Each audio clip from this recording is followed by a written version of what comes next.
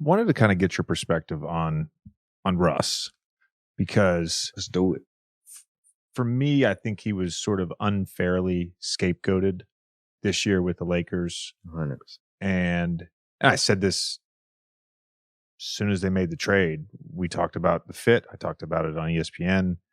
I didn't think it was necessarily a roster fit that best suited his skill and his talent.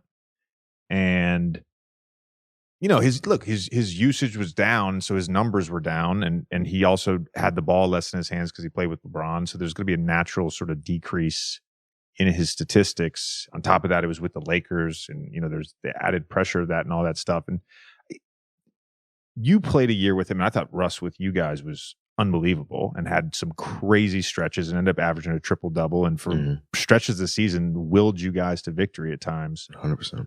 Him as sort of a player, teammate, like what was your experience with him?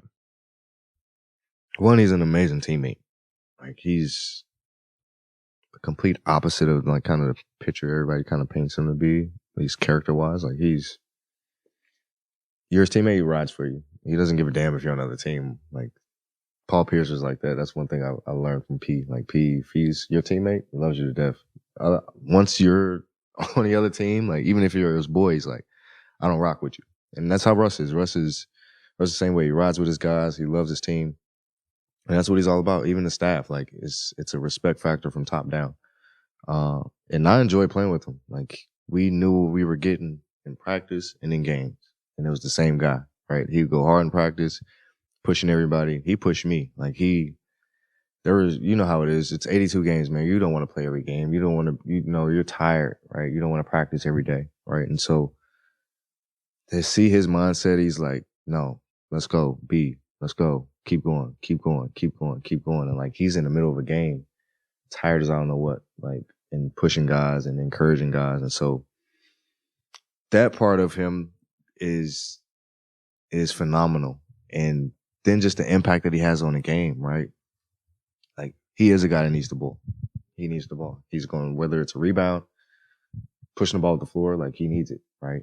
And he wants to make a mistake versus you making a mistake, right? He'd rather be mad at himself versus getting mad at you, right? And I think that's a simple way of putting it, right? He wants to go out and make the play, and it's always a pass first play. It's very rarely, unless he's feeling it that night, that he's just going to go coast to coast and just say F everybody, right? I think it's an understanding, like, he knew where I wanted the ball, where I liked it. I knew what he wanted to do, and it just made it easy, like, to just play off of that. And then we just had bigs and our role players and our shooters. Like, it was just free flowing. It was just easy to just kind of play off of Russ, for sure. One of the things that has always struck me about him, and, to a degree, like, Russ at 25 is different than Russ now, but how hard he plays, like, how, I use the word a lot, competitive stamina. Mm-hmm. Like, he has that in spades. Like, he has a lot of that. And that's, look, we talked earlier about superstars and what that means, but, like, Russ is clearly a superstar, by the way, but, like, all players have flaws. Yeah. And I think, to a degree, it seemed like this year Russ's flaws were nitpicked a little bit more than in years past. It's like, did Russ change? To me, it was like, Russ didn't get worse. Russ didn't change as a player. No. Yeah. It's just like, all of a sudden we're going to talk about the fact that he's not a great 3-point shooter. He's never been a great 3-point shooter. Yeah. Right? It's just it was a weird dynamic this year. Yeah. Yeah. And it's more magnified because he's in LA. As always, thank you for listening to the show. Please subscribe on YouTube, Spotify, Apple, Wondery, wherever you listen to your podcast. We appreciate you guys.